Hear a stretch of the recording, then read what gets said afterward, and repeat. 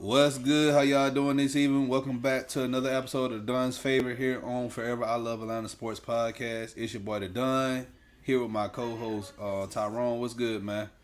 Doing good, man. Doing good. Ready to talk about some Braves.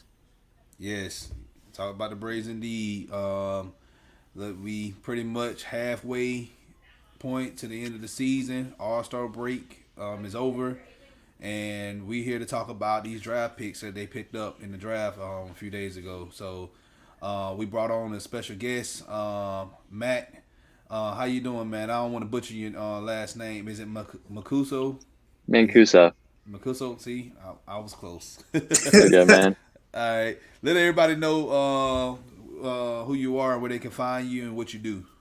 Yeah, so my name is Matt Mancuso. I currently write at Baseball Cloud. We're really big into analytics. We've worked with a lot of people over at BC that were involved with the draft. So we worked with like a bunch of players, coaches, and we got all their like data down with the draft. We got a couple of really cool kind of products in development, a couple out. And it's overall like a really good experience.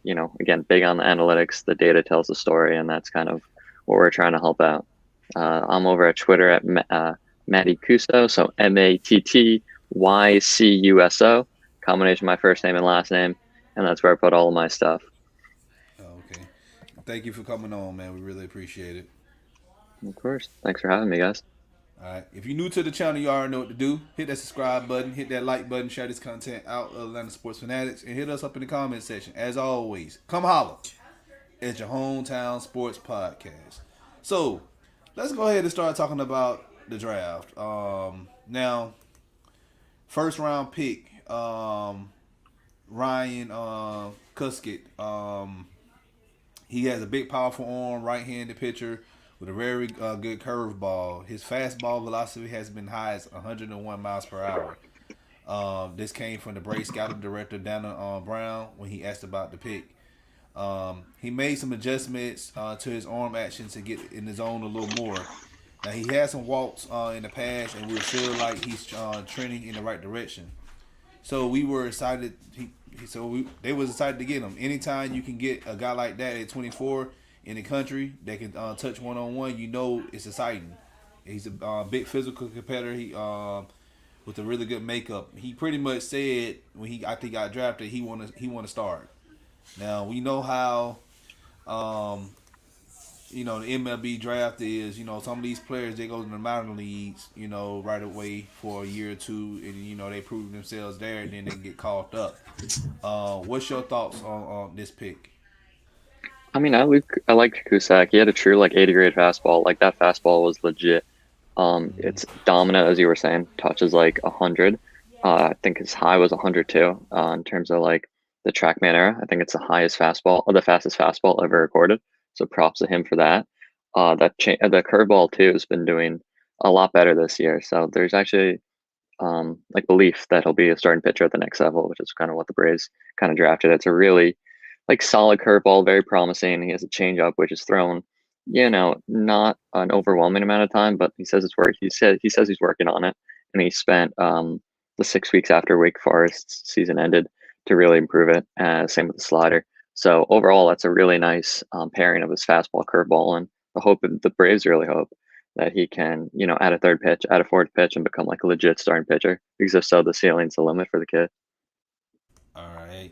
Um, yeah, I'm hoping that he can, in a few years, get called up, and because right now, if you look at the Braves drafts, we picked up a lot of pitchers, which we need. Yeah. I'm glad that it went the way it needed to for them. In other news, I don't want to move away from the draft, but we got to talk about this Jock Peterson from the Cubs. We just acquired him. Um, we traded Bryce Ball to the Cubs to get him. Do you think that's a good move for the Braves? Good move for the Cubs in the future? What's your take on this? Yeah. So I liked Ball. He's a first baseman, but he's obviously blocked by Freeman. So it's tough to get to the major league when Freddie Freeman's blocking your way and he's entrenched. And I expect the Braves are going to sign him sometime soon to a really long extension. I think he'll be a Brave for life. So he's definitely expendable. I really liked kind of the kid. His exit velos were pretty high. Um, it kind of portends like a good hit tool, a good power tool. And they did get Peterson, and with Acuna down, which is just terrifying for the sport. That was horrible. They really need another outfielder, and especially with all the injuries and uncertainties, they have Pache and they have Waters, who are their two young kind of guys in the outfield. But I mean, otherwise, you can't throw out and kind of count on Guillermo Heredia and Alberto Almonte if you want to make, a legit pennant chase. They're only 4 games out of the NL East, so they think they have a chance. And the good thing about getting Peterson this early is, let's say like they falter in the next like 10 days, you can go trade Peterson for hopefully a better return than Ball. All right. All right, Tyrone, what's your thoughts on this? Um, when I first saw it, it was weird because we didn't get like any type of news before, like it might happen. It just kind of just popped up on the timeline saying we traded him. So to get an outfitter, which we need because Acuna's down. Uh, like he said, Heredia, we can't trust on some of those guys. Drew Waters, I thought we might bring him up, but I think they're still trying to let him stay some time in the minor. I think he can come up, but I don't. I'm not a big baseball guy, but I feel like he can come up. Um, but I'm definitely I definitely think that's what we needed. Hopefully, he helps us in the push to make the playoffs. Which is what we need. All right. Well, hey, like I said, there was a need for us in the worst way. You start outfielder went out on the injury, and you got to replace him somehow. So, I think that's good. And Atlanta Kid, you're right about that, man. RC is not a true outfielder, so I agree with you on that. So this move was good for the Braves, and hopefully we can try to make a push to make the playoffs. I'm gonna say something at the end of this show that a lot of people ain't gonna like, but it needs to be said about this organization. So I know I said it before, but I'm really gonna dig deep into it later. Waters isn't ready. We saw Pache wasn't ready, and he's the older one. Yeah, I agree with you on that. I thought Pache was ready, and clearly he's not ready yet. So should be interesting to see what the Braves do next. Yeah, I guess Contreras wasn't ready either because we sent him back down. He's. It's funny because the guys we have on the Stripers and Mississippi are crazy. Like we have a really good team, and our farm system is really stacked. yeah. What happened with Yosa So I don't Martinez? know. I'm more worried about Joseph. What happened to him? Did he get That's what I'm hurt trying in to figure international out. play I again? need to look. I need to look at that. Please don't I tell me need he to got look at hurt in that. I hope not, international play man. again. Like, man, we need to take a break. Um, Atlanta sports, man. Just put ice on everybody, man. Damn. yeah. But I like we were like Arcia was good. He was down in the minors. He was already he I don't know if he I still don't know if he's probably ready. But he's up here now, so we can't you can't take it down. Now you can send him back down, but I think he's gonna have to stay up because of Acuna. Pache, I really think Pache needs to. I don't know why we really his out. I mean, his defense was good. He just couldn't really. It didn't seem like he could get hits when we needed it. Like he just didn't have a good batting average up here. Yeah, and that's Um, what that would worry me. I'm thinking like he was good at Gwinnett, and he came up here. The playoffs, he was okay, in the NLCS, like he's a rookie, and that's what you're gonna get for a guy like that. I didn't expect him to dominate and anything like that, but going into the 2021 season, I had high expectations for him, and he didn't even get nowhere near it. So yeah, that's the only thing for him. I think that messed it up. Just him. Just him not being able to hit. And you, Matt, you're analytics guy. I want? I'm gonna ask you two questions. You can answer them in any order. So for Kusick, what pitch do you think is going to be easier, the slider, or like if you think that can be his third pitch, or any other pitch that can maybe he can develop? And two for Pache, his numbers. Where do you think at what point do you think he'd be ready? Just like based off of numbers wise. Yeah, so for the first one, I mean, the thing about Kusek is a really nice, fastball curve pairing going. And I've heard good things about the slider, so if I were to guess right now, that's probably going to be his third pitch in the majors. His curveball's a little bit like a slider. It's more of like a curve, a curve. Oh, sorry, not a curve. like a combination of a curveball and slider. So hopefully they'll be able to iron the curveball out. So it's more of a like a slurve right now. Um, Hmm. so hopefully they'll be able to iron it out. So it's more like a defined curveball, and then hopefully they'll work on like a defined slider. So, and I've heard kind of good things about both pitches. So if I were the Braves, I'd probably focus on that slider. Changeup's good for like a nice change of pace. But with his arm slot, he's I think a slider will work out a little bit better for him. And then the thing about Pache, there's kind of an expectation that he'd come up and be like Acuna and Soto and kind of come to the majors and immediately dominate. And we really haven't seen that. He's, made some highlight reel catches. And I think that's where his pedigree came from. His defense and his glove and his arm were all like incredible. And I think he's kind of lived up to that expectation. But in terms of like hit and in terms of like power, he's, definitely underwhelmed. I don't really think there's any other way to say that. I don't know if there's a specific like number, that I would like, oh yeah, his OPS is to be like this high. This is when he should get called back up. I don't really think it's more like that. I Hmm. think it's kind of dependent on how the next like 10 days go. Because let's say like the Braves fall out of the race and they start trading away people like, Peterson, Morton, any other their free agents besides like Freeman. I say just bring up Pache, bring up Waters, and let him try to sink or swim, in the majors. So I think it's all kind of dependent on the next few days, I the agree next week with or you. so. I agree with you on that. Like we got they this month of August is going to be really interesting for this team, and that's all I'm going to say on that. Like I said, I'm gonna keep my peace. We're gonna go ahead and get into the draft picks. I'm gonna say what I gotta say after the draft picks. Tommy, you good, man? You ain't distracting us, man. It's all Atlanta sports, man. You good? So um, you shared some information with us that we didn't even know about. So appreciate you, man. Make sure you hit that subscribe. Go to our YouTube channel and hit that subscribe button for us. We appreciate it. All right. Second round. Who did we draft for the second round? Tyrone. So we drafted Spencer. I think it's Swellenbach or Swellenbeck. I can't. I don't. As Matt probably doesn't say it better, but I think it's Swellenbach. He's a Yeah, it's shortstop hard. and a right hand pitcher. So he's a pitcher that rakes, as some people were saying. He's been on the Big Ten Player of the Year. Hard and had been linked to him. The Braves have been linked to him heavily in the first round for weeks. Just to get him in the second round. He's a two-way prospect. He's better. Best as a pitcher. Was taken more in range. He belonged in the second round. He has some upside as a pitcher, but he will require the difficult conversion from reliever to starter. Um, he can throw heat and he can hit. That's kind of sort of what you kind of want. That's what you would want. Um, but I think his top speed, and you can correct me if I'm wrong, was in the 102. His fastball I think was somewhere in the 102. So I think for him it's what are we gonna do? Like for me for him, you're not gonna get shortstop as long as we keep Dansby. So you're gonna have to be a pitcher, and like they say, he's gonna have to go from reliever to starter. But I don't know if he. I think he can. He might be able to stay a reliever in Atlanta. Yeah, he's gonna be a Um, reliever. He's not playing shortstop. Dansby is the like everybody keeps talking about Freddie.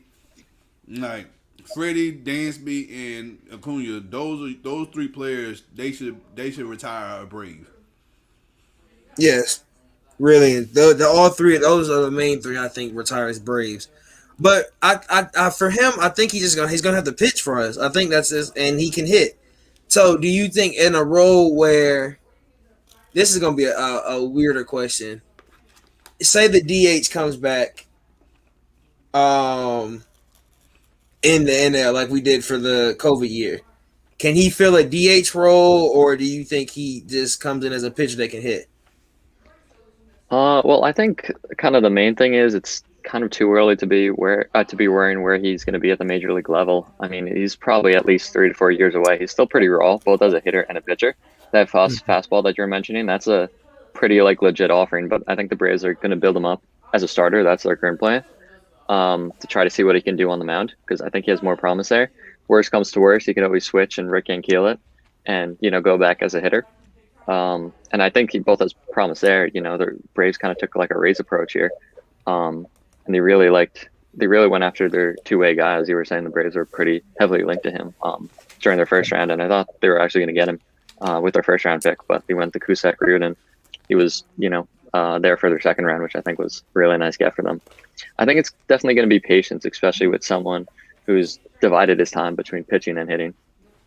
And I really think that he's going to require like a lot of time, a lot of patience.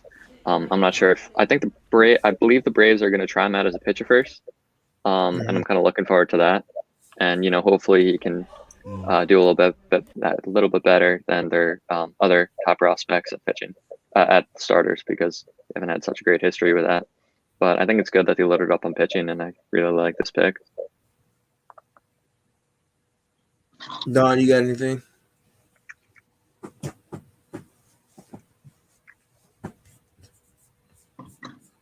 Hold up, Don.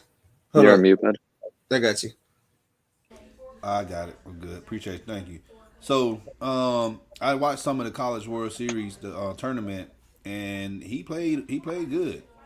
I'm not a big fan of Nebraska because I'm a Michigan guy, but there's somebody that we need in the bullpen. Like I said, he's not going to be a shortstop. I don't really see him to become if the DH rule do come back to the National League. I don't really see him being in that DH spot. We'll probably get a veteran player, in free agency who's a good hitter and fill that role with that. But I think Spencer, his future with this organization would be in the bullpen. And he can potentially be a starter if it all depends on how he develop in the minors. All right. Round 3, Dylan Dodd from southeastern Missouri. Dodd is a senior signed from a small school. Now, despite being a senior sign, Dodd is actually a useful arm with a high floor. Now, he profiles more as a back-end starter or a lefty reliever, but he has the stuff and tracks record to make it to the big leagues. What you think about Dylan? I kind of like him. He seems like a pitchability lefty, and again, the Braves kind of need all the rotation kind of depth they need. He's a solid pick, and it allowed the Braves to go like overslot for some of their other picks, some of their like high school picks in the 7th and 8th round. So overall, pretty fine pick. The changeup's like a really legit pitch, and the fastball's been improving. So I'm a big fan of it. Yeah, we went pitcher 3 rounds, and I wasn't mad. I was actually I think I was probably more excited that we got 3 pitchers because I want us to build a bullpen because our bullpen hasn't looked the best these last couple of years. So I definitely want us to definitely like that we took 3 pitchers. Hold on, Atlanta kid. You can disagree. Look, Dansby is gonna be a Brave for life. All right. He doesn't like Dansby. I don't know. He doesn't. He has a weird thing where he doesn't like Dansby. I don't understand why people hate Dansby so much. It reminds me of the hate that people have for Matt Ryan. Like I just don't get it. He gives you what you need for a shortstop, and he's a clutch hitter. I just don't get it. But hey, man, don't come on my show hating on Michigan, man. But it's all good though. For our fourth round pick, Cal Conley, shortstop, Texas Tech. He began at Miami. He isn't quite a senior sign, but he is older. He's nearly 22. He profiles as a utility man as the bat, and is a bit light for MLB role, but there's still value. So he doesn't seem like a power hitter, probably more of a contact guy. Yeah, I wasn't watched a lot of film on him, but I've watched some highlights on him. He's not bad. I don't think he has the home run power you might want for him, but I think he still can develop. And these next 2 picks, I'm definitely gonna have to ask you, Matt. But what are your thoughts on Cal Conley? Yeah, I mean Conley was basically as you said, he has some feel for hit and the power might come down the line. The Braves are just kind of betting on the field on his field to hit. And again, I think this is another pick that'll allow them to sign some of their overslot guys, later in the draft. Don. I don't know if he's I'm still here. here. I'm here. Okay. I'm having some technical difficulties on my end. But repeat the question again. Kyle Conley, 22-year-old shortstop from Texas Tech. How Oh do you yeah, the feel Texas about him? Tech kid. Yeah. It's a good depth. That's all I can say on this part. Now he could be a prospect that will develop and then trade for more picks and down the road. I can see that happening. Um, so round 5, I'm gonna go ahead. Luke Waddle, local kid from Georgia Tech. Yes, Tech. Um, Tech kid, man, which is cool. Waddle is the Tech got a second good true. baseball team though, man. Tech You been know, getting I good the don't past couple follow. years. I'm not a college baseball guy. I'm more of a major guy. But I heard Tech was really good this year. Man, none of my Georgia boys got drafted by Atlanta, but we Oh man, don't do that. Come can on. talk about it. Waddle's the second true senior for the Braves and a local prospect. He's on an on-base machine with a ton of power, and because of that, projects as an offensive first utility type of player. Let Matt go. Local kid. How do you feel? Like this is my thing. So this is what I was gonna say. I was gonna ask you. That's 2 shortstops back to back. Like Atlanta kid was saying, Dansby's contract is up in 2022. Um, is this preparing for if Dansby leaves or to not pay Dansby with getting 2 shortstops? I wouldn't say so. No, I say it's more just to fill out their minor league system. Brandon Schumi is also in the system as a potential shortstop, and he's been doing real well in the minors. So I think if anyone was going to replace Dansby, it would be him. These guys, are very good contact hitters. Both shortstops, as you were saying, and both very good contact hitters. So the hope is he can develop some power in the next few years, and hopefully make their way up the minor league ranks. Yeah, I agree with you on that. Like I said, this picking the Texas Tech guy, these are just guys that we just need to fill up our minor league form system. And if they do have a high ceiling, if we need to make some trades, there'll be trade casualties for other teams. So, all right. I'm gonna get to y'all comments in a minute. Just hold tight, hold tight. We drafted another guy, Justin Henry Mallory. He played for Tech. However, he was known for on that Vanderbilt team. So they ranked Henry Mallory the 5th best third baseman in his draft. And now he started his career at Vanderbilt and ended up at Tech this year, breaking out as he finally got regular playing time. Now he's all about ability to get on base, but he got some power and runs well. Now he has the potential to be a solid defender as well, but would need to clean up some things to move to maybe second base, and we know he ain't moving there no time soon.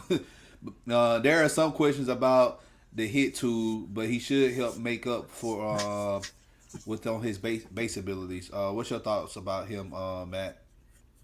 Yeah, so he does a couple things well, a couple things really well actually. He doesn't swing or miss. He gets the ball in the air, and he doesn't really whiff, and that's kind of portends really well. As you're saying, he's at Vanderbilt, so he was at Vanderbilt at least, so he had a really good coach, really good program there, and then he transferred. But he does walk a lot, which is something I know teams value very heavily. So I'm impressed with the walk numbers, and I kind of like the pick. All right. What about you, Tyrone? Yeah, I was noticing something during that draft where these guys that had high walk counts and low strikeouts were going really fast. Um, it was kind of sort of a focus this year. Every time somebody in the first round got drafted, they were just like, "Yeah, he had more walks than strikes," and he was. It was just like every time. I was just like, that's something they're looking at now, It's not like it seems like you're more polished like that. That's how. But I definitely like it. I'm definitely prepared for our us to have a really good farm system again, Hmm. like how we built Yeah. it up the last couple of years. I'm just prepared to have another really good farm system. Our farm system been deep for the past few years. I really say It's so deep, and like we just since I don't 2000, really know. since 2014. I know I'm not gonna speak of the guy named that the general manager we had here that was tampering and doing crazy stuff, and he got blackballed for, for MLB for life. But like even then, the team was the Braves, just the team was not good that time. But we were building up our farm system, and we Yeah, continue to build upon that because you never know. Players get hurt. Players don't want to play here no more. You got to trade them, whatever. Like things happen. So you also that's how you play chess with your minor league players. You if you see somebody that's good, you trade them. You go higher up in the draft, or you get a player that you need, to make a postseason run. So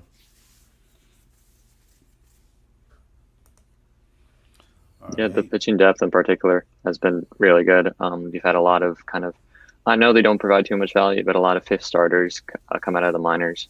You've had the Mm-hmm. Kyle Wrights and the Bryce Wilsons of the world, and they've definitely filled the role.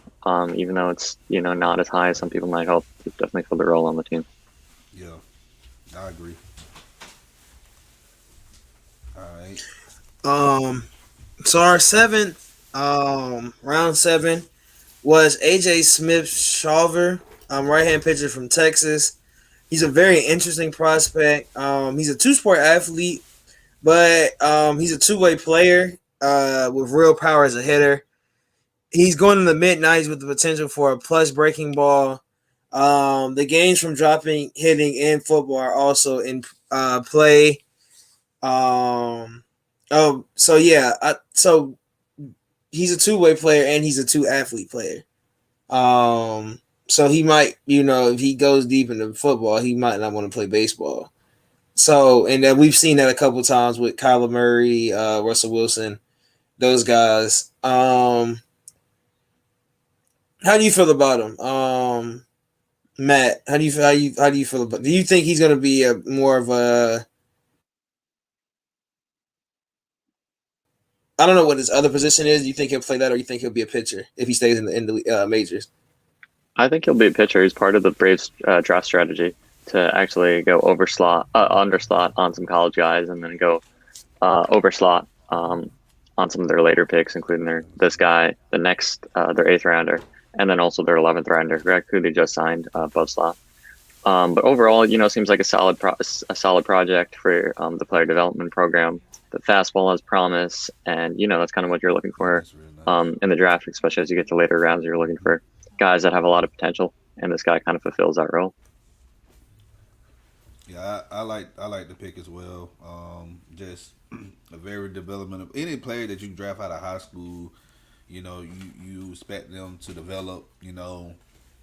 And hopefully, make it through the farm system and get called up to the show. So we'll see. We'll see about him. And then the next guy we got from Texas as well, Tyler Collins. He's an outfielder though. He was a prospect with some loud tools. Particularly had plus speed. He also has an above average hit tool and potential to become a plus defender in the center. But it's going to need to develop on that side of the ball. You will get a full report on him as well soon. What's your thoughts on Collins? I mean, again, it seems to he kind of fits a mold that Atlanta's gone after. An above average hit tool. He has some speed.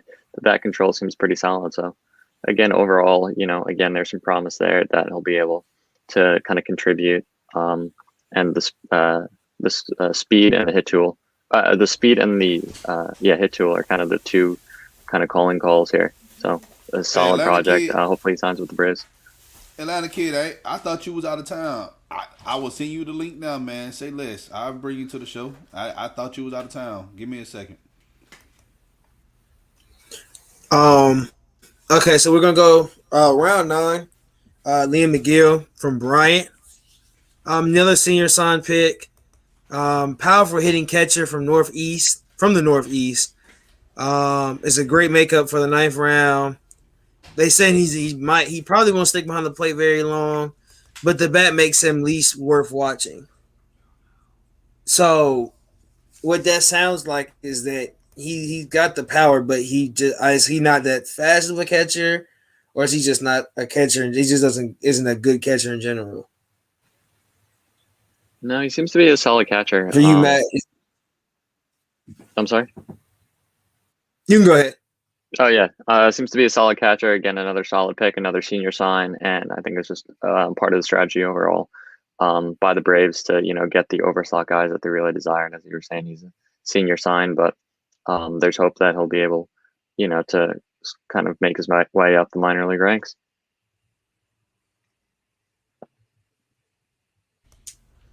Fair enough. Don. I It just with me. I like what we have in Shane right now. Um, I don't know about this pick, man. I really don't. Like we have some good catchers already in the farm system.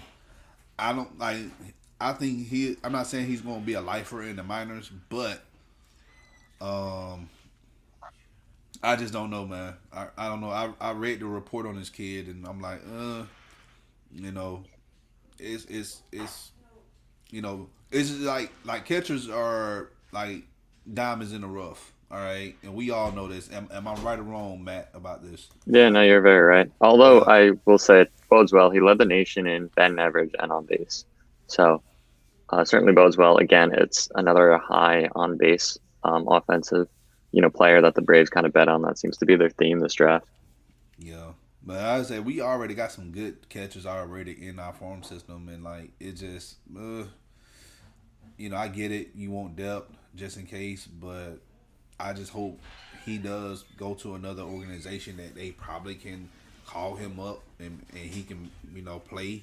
So yeah, that's why I said yeah, you're right about that Atlanta kid. We loaded on at catchers, so that was like I don't know about this pick, but hey, you know I'm not double A, so I can't really be too hard on this pick. So, but hey, Atlanta kid, I sent you the link on Instagram. If you want to join? So, all right, let's keep it rolling.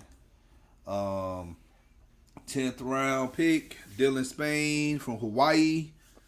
Yes, Hawaii. It's the final pick of the second day and another senior sign. Spain is a prospect who comes from a little off the radar, but he got size and some projection at 6'6", 205 pounds, and the ability to get into a pro system that could help. A lot of these pitchers that we pick, these guys are over 6 feet, 6'5", and I really think that they trying to get some size on these guys. What's your thoughts on this, Dylan?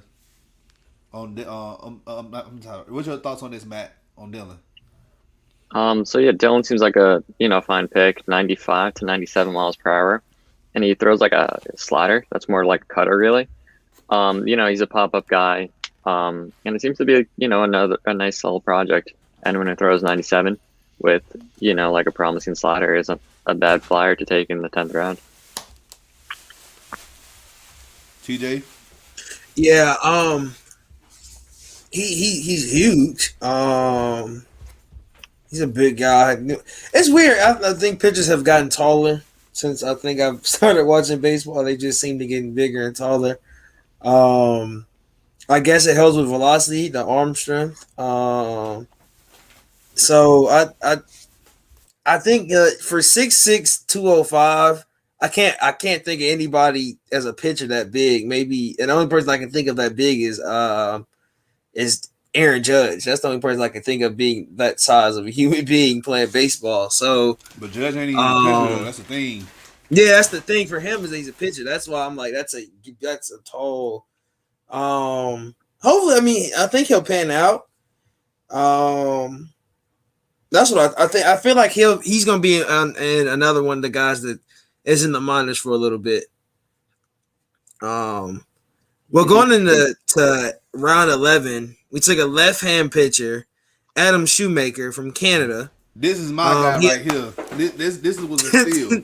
I'm telling y'all, this is a steal. I ain't saying this man gonna be all star or mid whatever, '90s but fastball and a promising slider.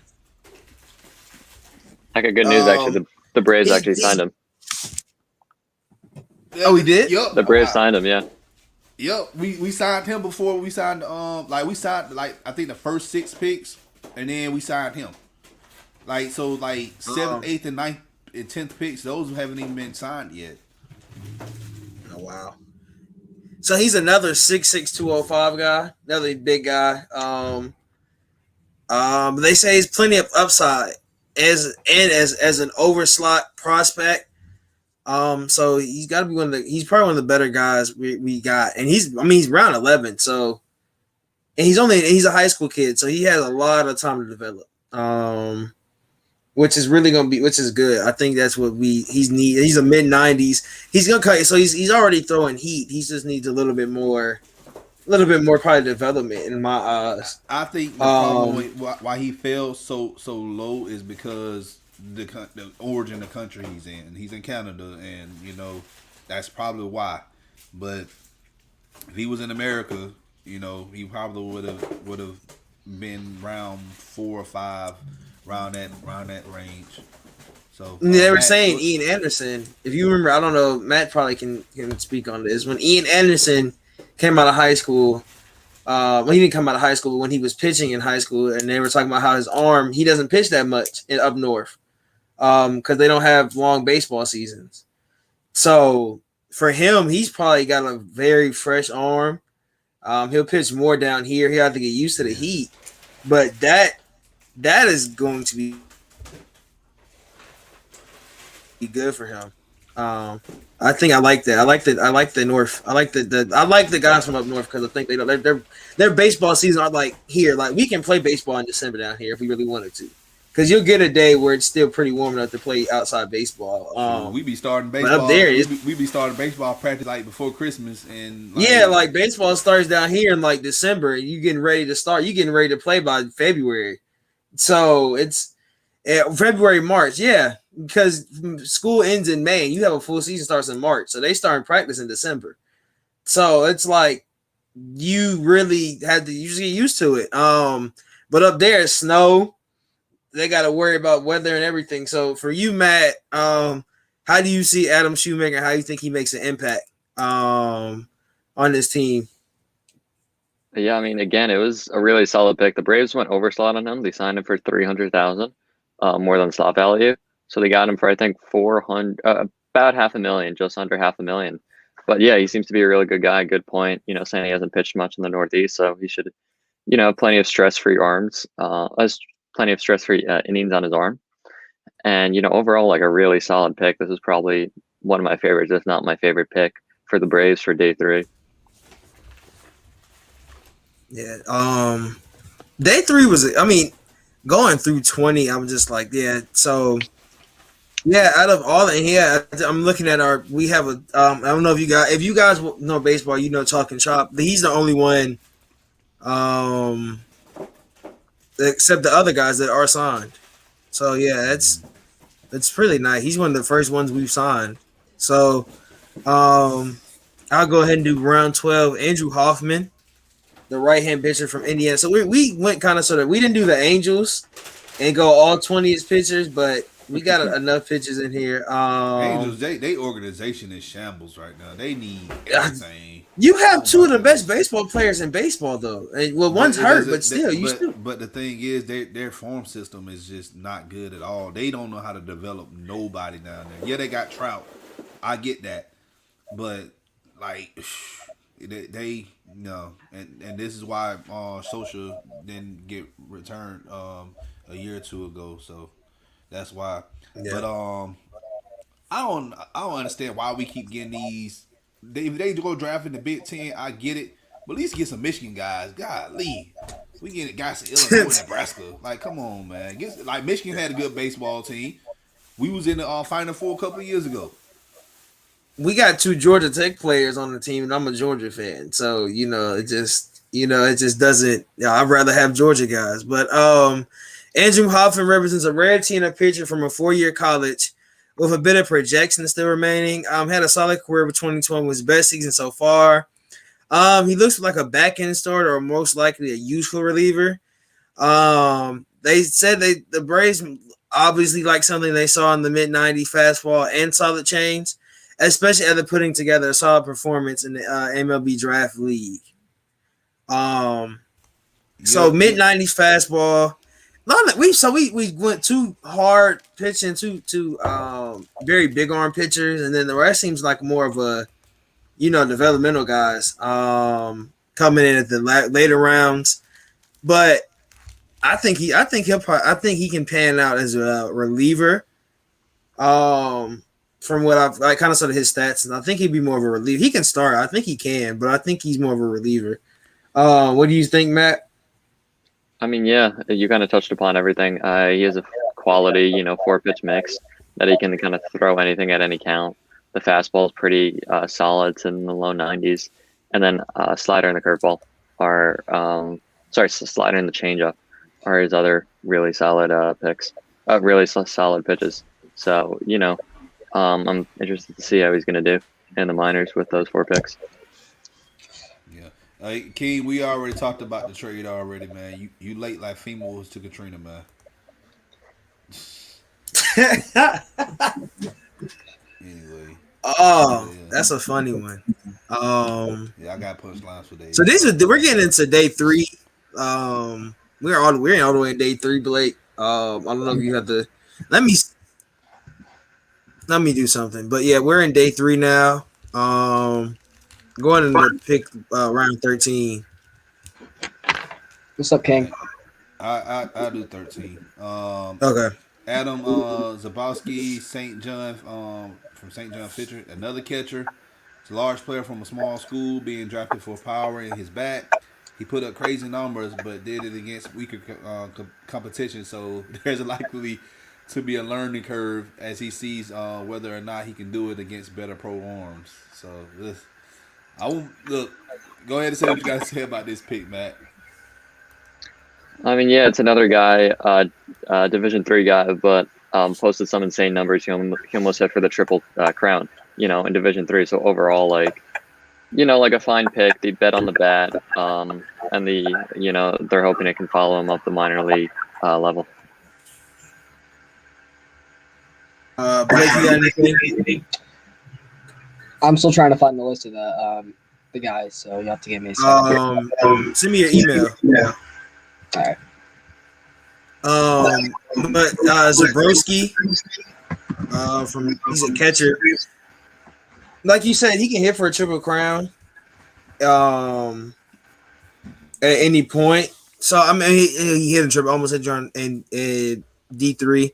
But so my thing is for these guys, competition wise, what does it do for guys at like D3 in high school, like guys that weren't or JUCO, like these not these D1 guys? How does the competition level when they get to these minor leagues with guys with D1 and higher, division statuses? How does that do for them? Like, is it? I don't, I don't have the backstory on a lot of guys, but for them, do you think it's more of is that a worse change? Is it a harder change for them than D1? Now, to be fair, a lot of guys come out of high school, so them being at D3, not being at the D1 level, honestly isn't as much of a change as it is when you're seeing these guys that are JUCO at the college football level, or or late second round guys in the NBA that are supposed to have an immediate impact but are later guys. It's a little bit of a different course when it comes to baseball because you see a couple of years of development before they have a chance to come up. So, in all honesty, it's not as big of an impact as it is for other sports. But this is my opinion on this. If we know a lot of high school guys get drafted in these JUCO and Division III, but you're getting drafted so like low. You see what I'm saying? Like that right there, your probability of making the pro, like making the main roster is really slim to none. Really slim to none.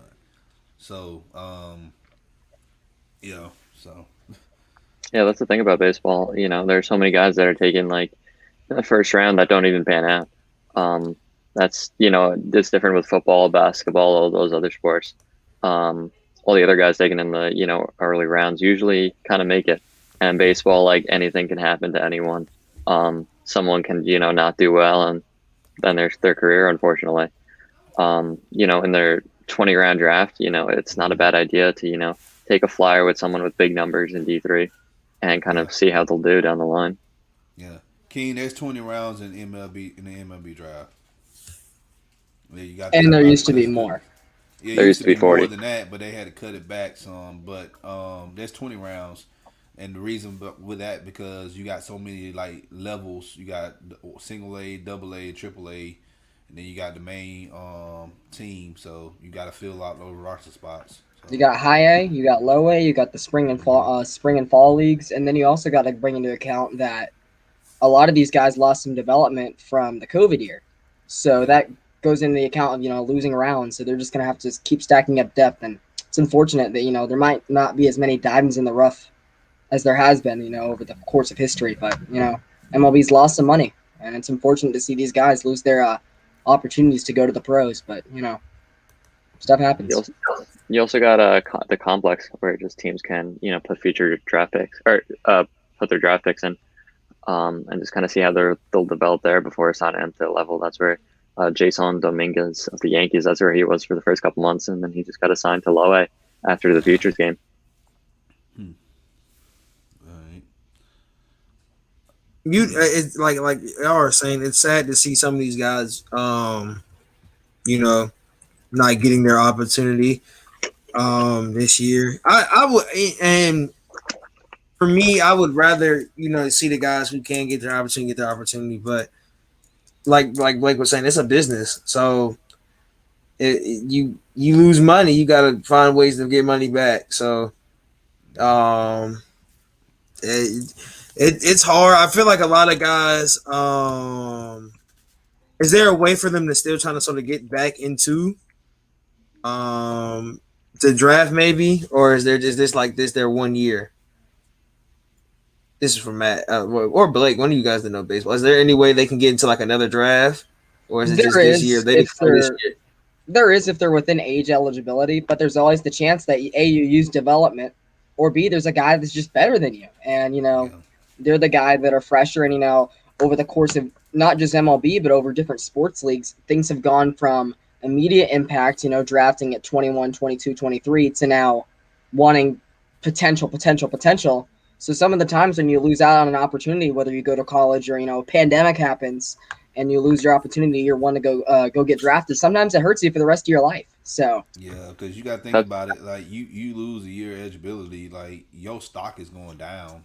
Like you just sitting out for a year. I'm just gonna sit Jamie out for a year because I just want to protect my spot. You come on Tyrone. You already know about your boy at Georgia.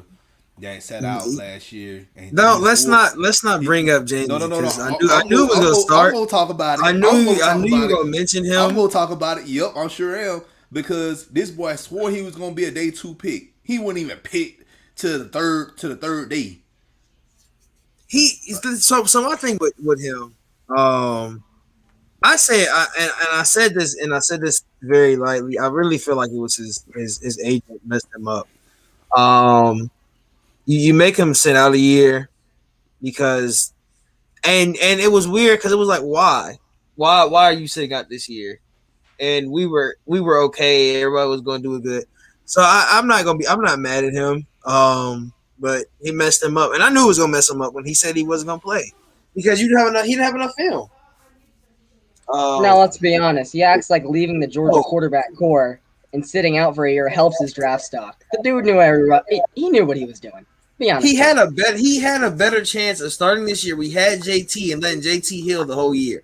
But look, I don't look. I'm just gonna end this Georgia talk. Look, Georgia ain't gonna have a good quarterback until they start Brock Vandagriff. When they start Brock Vandagriff, then that's when y'all look. Whoa!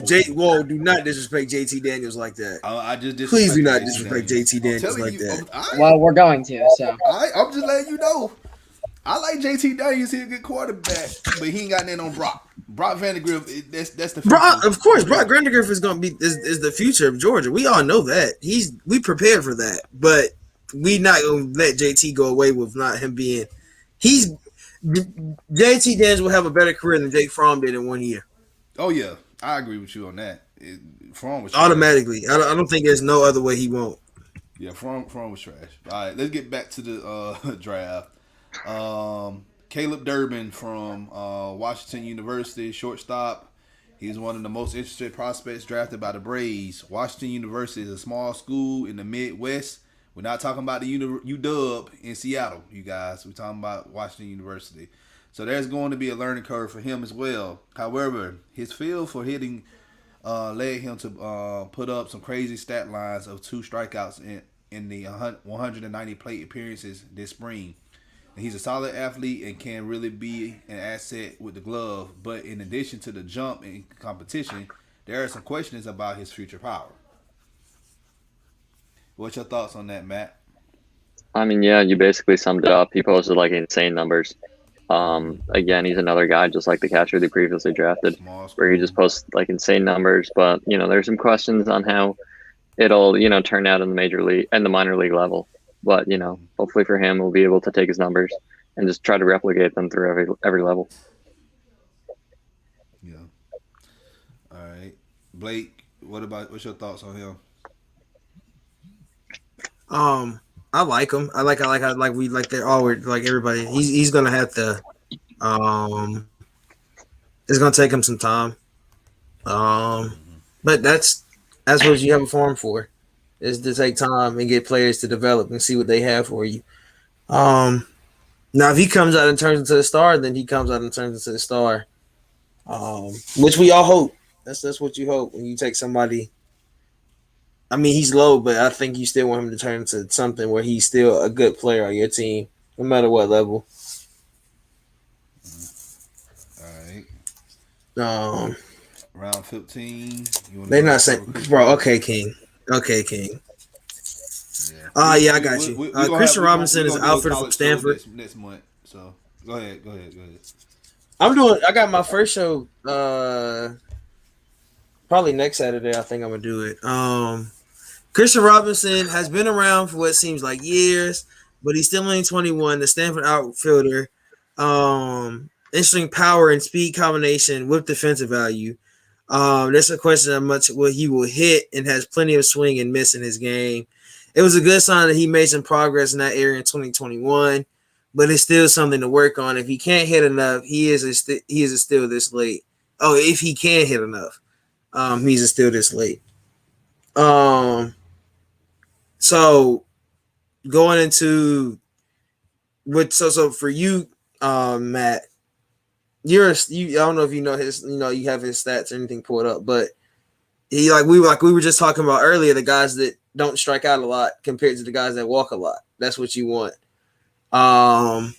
So for him, is it as bad as they're saying, or what is it for him? Yeah, for him, just pulling up his numbers. So yeah, he doesn't strike out too much, which is definitely what you want to see, and he drastically improved the walk rate compared to 2020. Granted, there wasn't much of a year of 2020, so he walked around like 11% of the time. This year he struck out 20% of the time, which is kind of what you're looking for, which is kind of fine. Again, there's lots of power potential, and he had a 900 OPS, which is really, really good. He was actually previously drafted, so this isn't his first time going through like all the draft stuff. So he was, prepared for it, coming out of high school. Came out, was drafted in the 27th round, opted for Stanford, and he's picked a little bit earlier, 4 years later. Okay.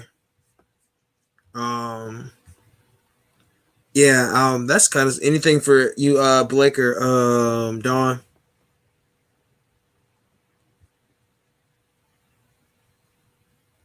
I'm gonna be honest, I still haven't got your email. Like I need for me.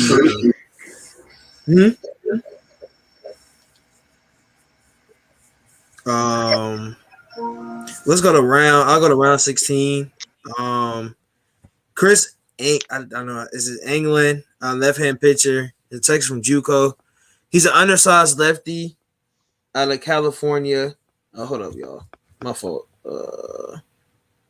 Undersized lefty from California. From Texas. Oh, no, he's out of California with changed plans and went on to Texas JUCO this year. after the pandemic hit. He was committed to Texas Tech for next year, but likely goes pro with a solid 3 pitch mix. Um, Another pitcher. I love it. I'm gonna just say, like, anytime we draft a pitcher at this point, um, I hope he pans out. That's all. That's my whole thing for him is that they got to pan out. But do you think he goes to Texas Tech next year? Do you think because we drafted him, he comes up now? Yeah, no, I'm probably of the thinking he stays in college. Especially if you're taking a 16th round kind of flyer on him. There's definitely hope he can improve his draft stock. I know he did a lot to try to, stay draft eligible this year, but I think he's a guy that would probably benefit a little bit more from college, unless he really, there are a couple of guys that are like, no matter what, no matter what I'll pick, no matter what signing bonus, I'll just go to the pro. And if he's a guy like that, hey, props to him. Believe it. Bet on yourself. And hopefully he'll make it. As you were saying, pitchability lefty.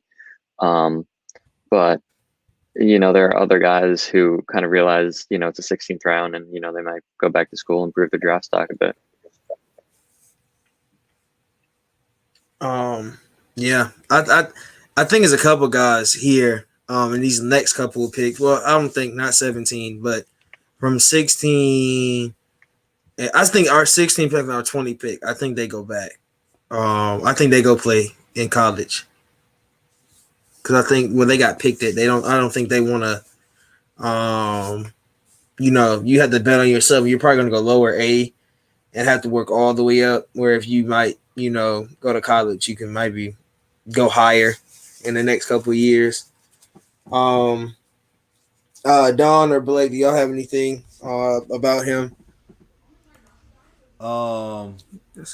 Chris, like I said, we've been loading up the pitchers. Like I said, I think he's probably gonna go back to school. You a JUCO, like go. You have eligibility left. Go back, prove yourself. And try to get drafted a little higher than what you did this year. So that's all I have to say on that one.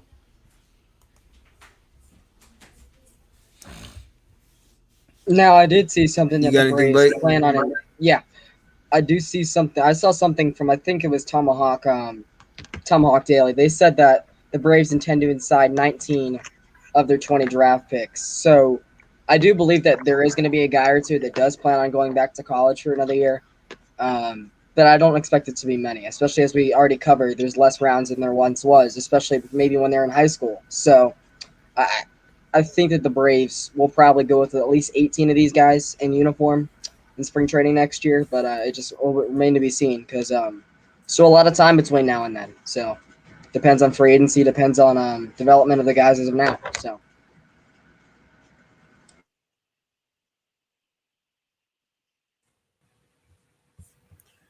We're going to go into round 17. Tyler Tove, Kennesaw State guy. So another guy from Georgia, not from Georgia. He's the local catcher prospect with some power and a little bit of athleticism behind the plate. He represents a bit of value to get a solid, productive college catcher this late in the draft that has some legitimate potential.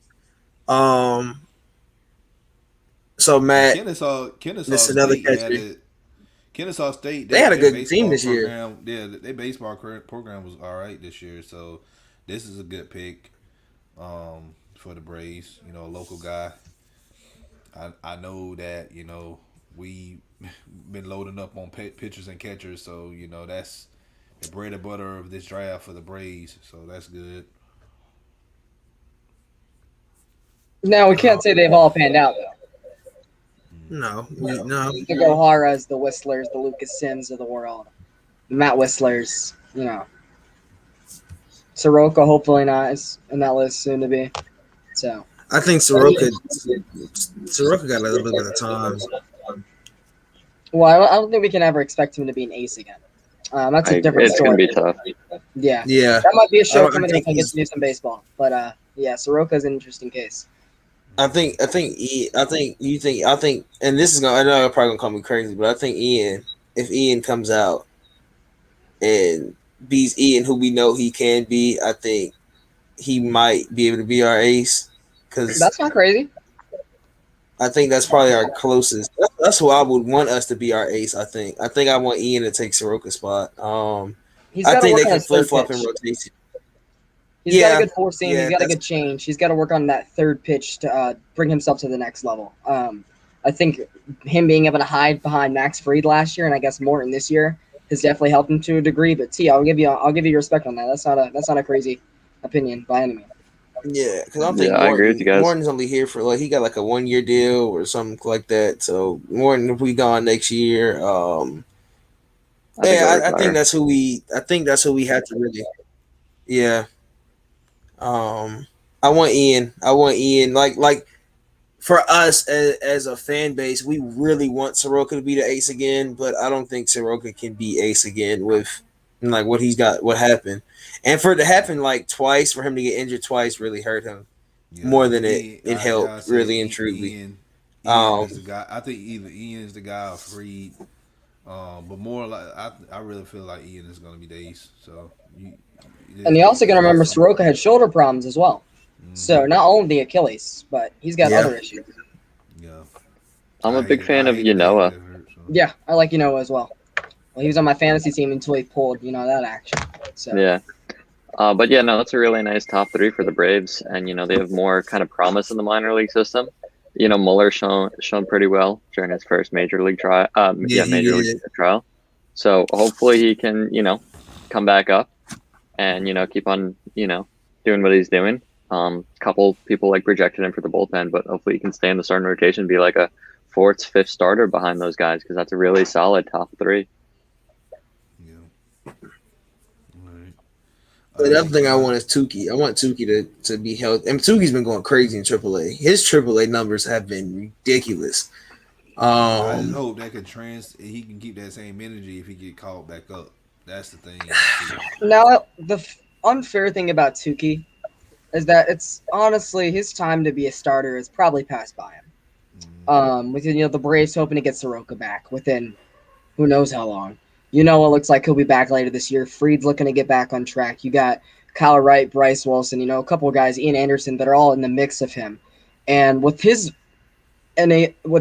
ability not to be able to control his pitch count, limit the walks, I don't think that's a good thing for him to be a long-term starter. But I do like his velocity. He's got a couple good off-speed pitches, but his velocity is out of this world. So with the problems that the Braves bullpen has, I wouldn't be so surprised if the Braves maybe next year in spring training try him as a seventh inning, eighth inning guy. Because who knows? I mean, you've seen teams cash out on those guys before that don't make it as starters. So I mean, what do you guys think about that? I've been hearing that a lot for him. Probably from me. Yeah, The from back you end of and a the couple guys. You can go ahead, the Matt. back end of their bullpen isn't really too great either. So they could use a bunch of their starting pitchers in the minors that haven't really panned out. Yeah, they could just throw them in the pen. And hopefully, with 1-2 pitches, that's kind of all you need, in the pen, with Kimbrel. It's just his fastball curve. That's basically all he threw. And he kind of dominated, every, relief pitcher is, look at Chapman, throws that fastball, throws that slider. Now, As a long little as you bit have of two sticky really good pitches, substance in that, but that's also fair, yeah. But I'm just using it as an example of like guys who can dominate out of the pen using two pitches. So as long as you have those two, you're I set. will say our bullpen is not that bad as everybody think it is. well, It like I said, we talk about coaching all the time on this podcast, and I'm ready to talk about it soon. Let's just go ahead and get to this 18th round pick before I start saying what I gotta say. Austin Smith from Arizona, right hand pitcher. He was in his first year at Arizona after coming from JUCO. He has a 98 miles per hour fastball, but command issues and will need to improve the secondary pitches. Smith is definitely a reliever and a bit of a project, but he has the arm strength to be the guy. What you think about Austin Smith? I a think little bit nice. of an ironic name, and I'll let you guys go. But Okay. I mean, yeah, it again seems like a pretty nice flyer. A guy that throws 98 in the 18th round, take him as a reliever, and hopefully he finds like 40 grade command, and you should be pretty set. That fastball seems to be pretty up there in terms of velocity. Hopefully, like the underlying metrics, hopefully they kind of support that. Again, it's another senior sign, So it's another place where they can go save money. All right. Yeah. What about you, Blake? Yeah, I think it also goes back to the more bullpen pure guys that you get, the better. I do get that he's as you just worded, Don, that he's more of a project and is a hit or miss. But honestly, you're not going to get, especially in a 20 to 40 round draft. Not all of those guys are either A, going to end up being in your organization, or B, pan out to what they're expected to be. Some are better, some are worse. And but I think it's fair to say, especially with this year's bullpen, we keep bringing the point home. You can't have enough arms, and it proves true to be that even though this guy might be a hit or miss, the Braves are willing to take some chances, and we're rooting for the best for him, especially with Arthur Smith, the Atlanta Falcons' new head coach. So a little bit of irony. All right. I like any like I said, anytime we have any type of pitching bringing in, which our next two, our next one round 19, Samuel Strickland from Sanford, another senior signed lefty, known for his command and pitchability through, though seen his fastball take up to 95 this year. It doesn't play as a starter, but he's impressive. He is impressive plus command. Could make it work as a lefty reliever. Kind of sort of seems like our last couple picks were relievers, which we bullpen. Like I keep saying, I'm gonna preach bullpen. And Tukey's going into the bullpen. I'm gonna say that now. I don't think he starts unless he has to get forced to start.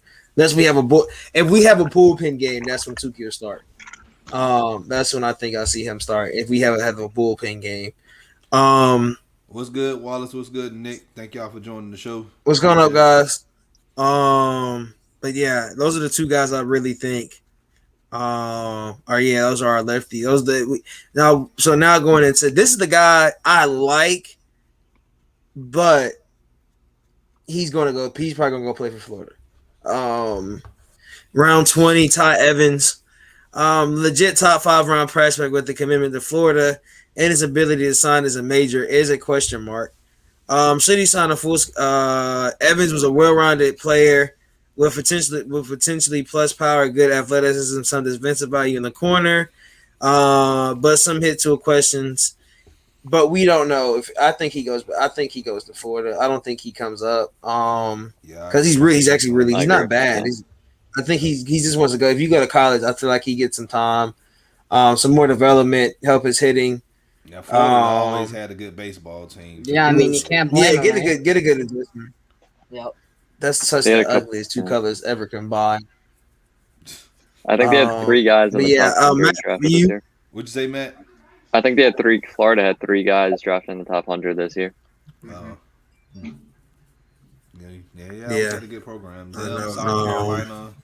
But yeah, I think the SEC schools, Vanderbilt is the king of baseball in the SEC. They can't be king nowhere else, football or basketball. But they can put out some baseball players.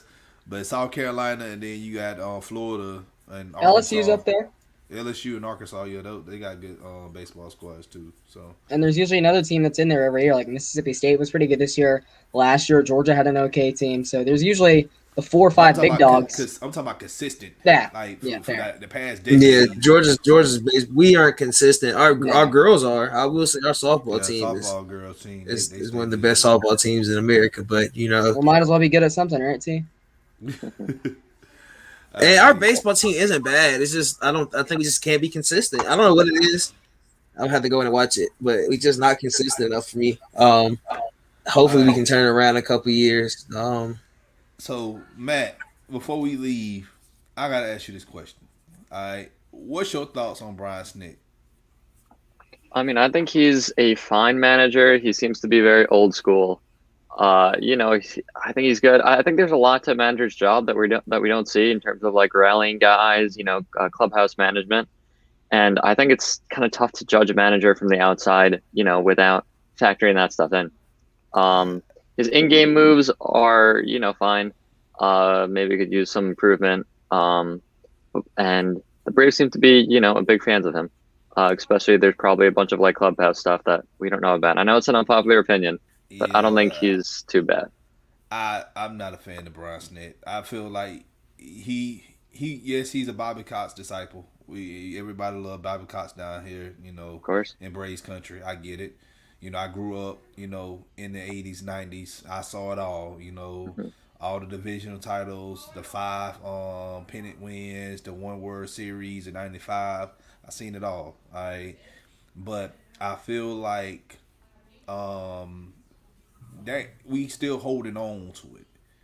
I understand. Yeah, we got Freddie Gonzalez for a few years, fired him, and then we brought up Snit, and we still trying to hold on to that. I feel like the Braves should move in a new direction. Um, you have someone on. You have someone in the clubhouse that you can promote to manager, and I promise you, this guy will do wonders for the Braves. Ron Washington would be a good manager for the Braves. I don't care what Be a good I manager thought a lot that of too. places. Get this man the job. That what we need to do. We need to do to Brian Snit what we did to Dan Quinn and Lloyd Pierce. Fire him, and you promote Ron Washington as the manager of the Braves. I understand a lot of people ain't gonna like what I said. I don't care, but that is the right move for this organization. I understand we got injuries. I get it, but guess what? Good managers, they find ways to still win. This team should not be losing to the doggone Pittsburgh Pirates 20 runs to what, 2. Like, come on, man. That ain't us. We got smoked. We got I'm smoked. like, bro, It just we got a good bench. Our bullpen is not that bad. We should not be losing like that. and like Blake said, we had the best bullpen in the league last year, right? Mhm. And we supposedly did. We the only person I think we lost. When we lose the bullpen, Mark. Which No, we is lost Darren painful. I had to O'Day. watch him. We lost Darren Yeah, O'Day and we lost Shane Green for some time, but he's kind of in spring training form right now. So, yeah, Yeah, he's no, I not. agree with That you. young It was a mistake. yeah, and AJ Minter has not been anything of what he was at Yeah. all.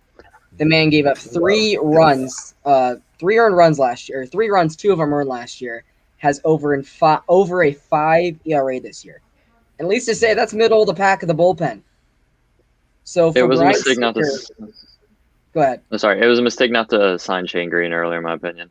Oh, I That he agree. could have really helped, and letting Melanson leave, not the great Oh, yeah. either. And he was an all-star with I think a 0.65. bro. That was so painful. Something Watching insane him in like the that. I think All-Star game. It was the most, and he had having a Padres symbol on his jersey was just like, yo, why? Like, it should be an Atlanta A, and it's just a Padres. I was like, bro, that's just like it just hurts to see guys like Duval. We've watched Duval kill us every game this year. I don't think Duval has not had a game where he hasn't had a hit on us this year. I think every game he's played versus us, he's had a hit. It makes no sense. Like it's like a revenge game for him. Like his first game back, he hit a home run. It was just like, yeah, this is just it just hurt. I was like, bro, what happened?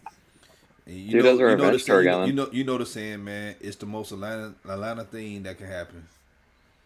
I mean, heck, BJ Upton hit a home run on us in his return game a couple years ago. And we know how bad that guy was. The Braves had to rebuild to get away from BJ Upton. And the man, I don't know. Anyway, Don, if I may make a point about Brian Snitker. I don't think we can hate him as much as, we hate the likes of Dan Quinn or even Lloyd Pierce. Because the guy's been in our organization for almost 50 years. And, retired early as a player to become a coach and worked his way up through the system for years.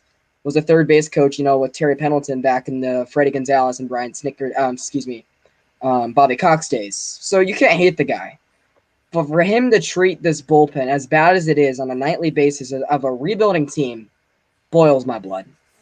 You'll have a bases loaded one run deficit, and you go out and you get Sean Newcomb out of the bullpen, or you go get Jacob Webb, or you go get Edgar Santana, which now granted nobody's really better than the other in this year.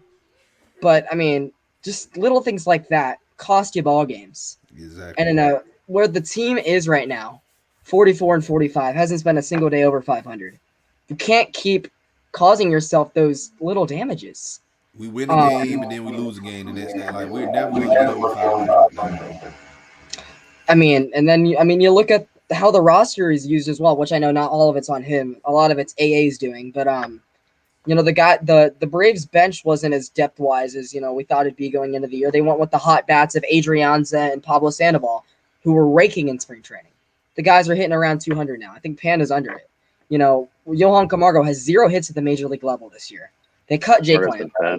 Yeah, they cut Jake Lamb. Kipnis hasn't seen a single MLB at bat this year, and he's been okay down in Gwinnett. I mean, Contreras hasn't panned out as of yet. I don't think there's any worry for him, but he was supposed to be the guy behind Arnaud.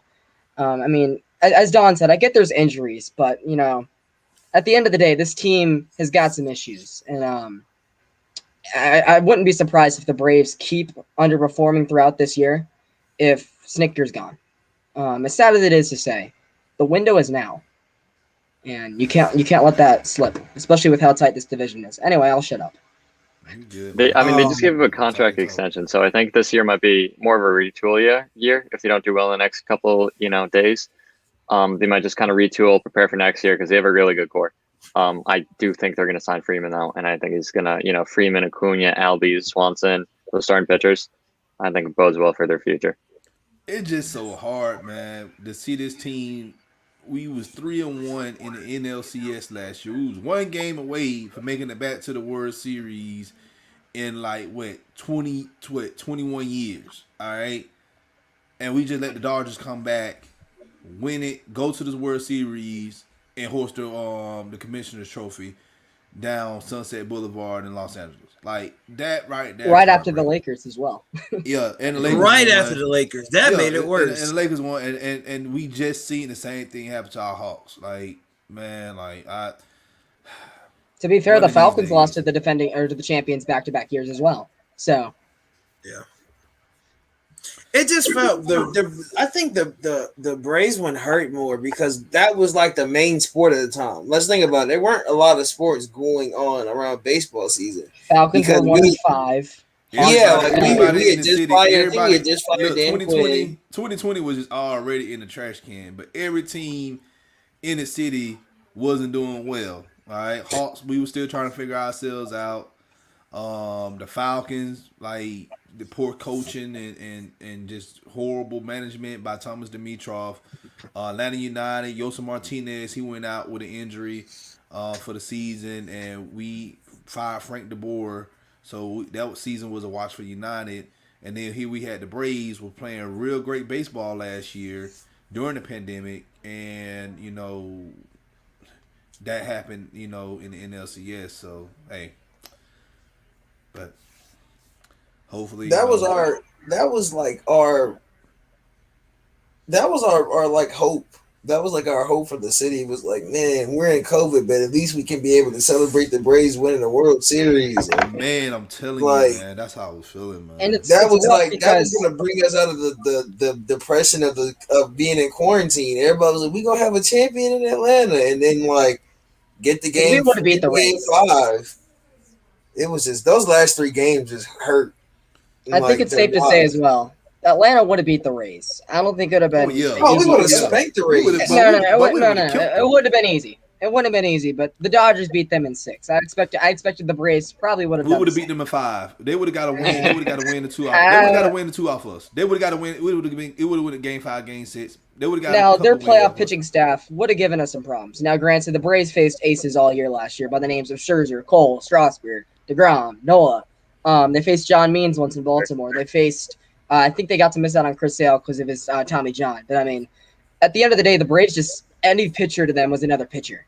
But you also got to look at the Braves' woes last year. Not having as a depth of a rotation were covered up by a top 5 offense in the league, debatably the best bullpen in the league, and Max Fried and Ian Anderson were good enough.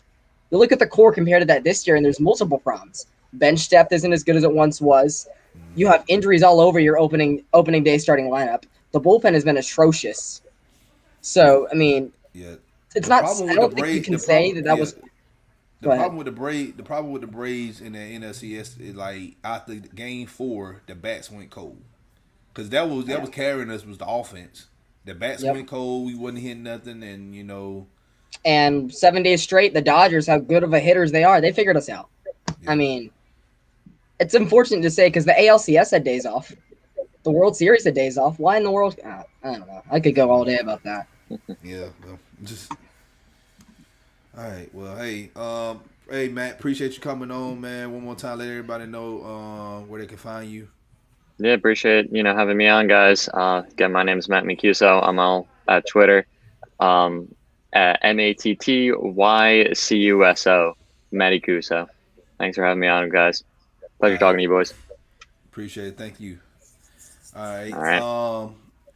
Peace, In guys. the meantime, thank you. In the meantime, let's talk about this guy and this guy. All right. These two guys will be having their own shows soon on FILA Sports podcast. Let them talk for a brief moment on their new series that they're gonna be premiering. Go start with you, Tyrone. Yeah. So come on, Tyrone. I was gonna do an episode this Saturday. I might do it next Saturday. Cause I'm not gonna be like birthday weekend, so I'm going to the Braves game Sunday. Um, Hopefully we beat the Padres. Hopefully I don't have to see Mark come out and pitch versus us because I might cry in the stands. I think this might be his first game back in Atlanta, so definitely a horrible thing to think about. But I get to see Fernando and Machado, so that's it's going to be really cool. I don't get to see Acuna, which was weird. But Colin Tyrone, Georgia Bulldog stuff, all Georgia Bulldog, nothing but Georgia Bulldog. Let me not say nothing but Georgia Bulldog, but I will cover other stuff. I'm definitely doing a JT show. This is talk about JT Daniels. But I definitely want to talk about the SEC East as a whole, because Tennessee's gonna be at the bottom this year. Mark my As word. always. I think Georgia and Florida. I think Kentucky, and this is a wild one. I don't think people are gonna believe me. Kentucky has a chance this year to contend. They always do, but Kentucky got some blue bloods there. Hey, Blake, y'all know you don't be walking away because Florida lost to Kentucky a couple years. Y'all have had some upset losses. They've beaten us once in 34 years. Excuse me. Hey.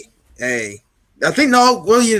Y'all had close games. Who'd y'all lose to? Tennessee. Y'all lost to Tennessee like 2 We've years lost ago. to Tennessee once in 13 years. We've lost to Kentucky once in 34 years. Hey, Y'all lost to Tech 3 out of 5 years a couple years ago. I don't want to hear it. Tech. So and Tech and we had you talking about Mark Richt. You said 3 out of 5 years a couple years ago. That'd be Mark Richt. Yep. Well, they beat Kirby once. So I don't want to hear about Mark Richt. Didn't they beat Kirby though? He's doing healthy right now, but he was. I don't want to hear about Mark Richt. But definitely. Y'all got stung 3 out of 5 years, all in Athens. Come on now. Not all in Athens. We switch it. It switches every year. Yeah, we're in Georgia Tech this year, I think. They beat you 3 consecutive times in Athens. They haven't beaten you guys in Atlanta since '99 or '98. I was there that year and went to double overtime. They just can't beat us in Atlanta. I was there the year that they were up 20-0 and I went to double overtime. That was a good game. That was, I think, the Todd Gurley game. But yeah, they beat you guys 3 consecutive times in Athens. And then after that, when we got when your boy came, when our coach Kirby Smart came in, and kind of sort of, But yeah, top, national recruiting title. You love it. Hey man, greatest recruiting coach in the country. But definitely I'm definitely gonna have Blake on there. Yeah, we're gonna have might want to come on and talk about Michigan sometimes. I will talk about the Big 12. But anybody that wants to come on and talk about college football is welcome. But it's gonna be a fun season this year because we get a real season. Last year wasn't really that. It was exciting, but it wasn't the same type of feeling in college football. This year, you're gonna have the crowds and the big up. We're like Georgia games are gonna be just crazy lit this year. Definitely want to go. I want to go down to Jacksonville for the They call it. I'm not gonna say with the band name is the world's largest cocktail, but the Governor's Bowl in Jacksonville. Definitely want to go. Go watch that game. I might not go to the game, but I might go on the tailgate and down there because that's a party. Don't let us beat you this year. I will not let you have it if we do. I don't see it happening, man. And JC Daniels said he wants to be Aaron Rodgers, so I definitely don't think that's gonna happen. So Alright. Aaron Rodgers never played an SEC defense, so yeah. So, alright. So, call on Tyrone. Y'all already know. He gonna have his own show. It's college football centric, but he will be talking about other news um, that breaks in Atlanta sports. So make sure y'all check his show out. Blake, I'm gonna let him talk about his show as well. Go ahead. no, thank you. Yeah, my show's gonna be very similar to what you guys saw tonight. It's gonna be called "Get to Newsome Baseball." My last name is Newsome. Puns are my thing. And so is Braves baseball. And my goal is to get you guys, the FILA viewers that aren't big into baseball or not big into the Braves, to at least not to get to be knowledgeable with the game. I don't know if we'll be doing, post games like King does for every single game because granted, there's a lot more of them and they're not as, I guess, important. But I will get you guys into the depth of the farm system to get you guys updated with the future of the team, what's going on in the now. We're going to be talking hot takes. It's going to be a lot of fun, and I think you guys are definitely going to enjoy it. I think 2022 might be the big year of the show, granted, because we're already at the All-Star break for this year, but I'm definitely going to have some of you guys on, especially to get you guys more knowledgeable with certain prospects, because, hey, it's future's bright for this team, granted of how this year has gone, and I can't wait. Hopefully you guys see me and Tyrone on the airwaves soon enough to get along with Don's favorite King's Realm. And we also gonna be premiering another show. It's called Resurge to Spike. This is gonna be an Atlanta United show. A guy by the name Ariel. He's gonna be hosting that show. So we got a new format here with FILA. It's a new day for FILA Sports Podcast. So everybody that's part of the home, it's a hometown crew now. So make sure y'all tune in. Make sure y'all subscribe. Hit that like button. Share this content out with Atlanta Sports Fanatics. And hit us up in the comment section. As always, come holler at your hometown sports podcast. All right. This your boy The Don with another episode of The Don's Favor. Hey, y'all have a great evening. Stay safe and stay positive, you guys. See y'all next time.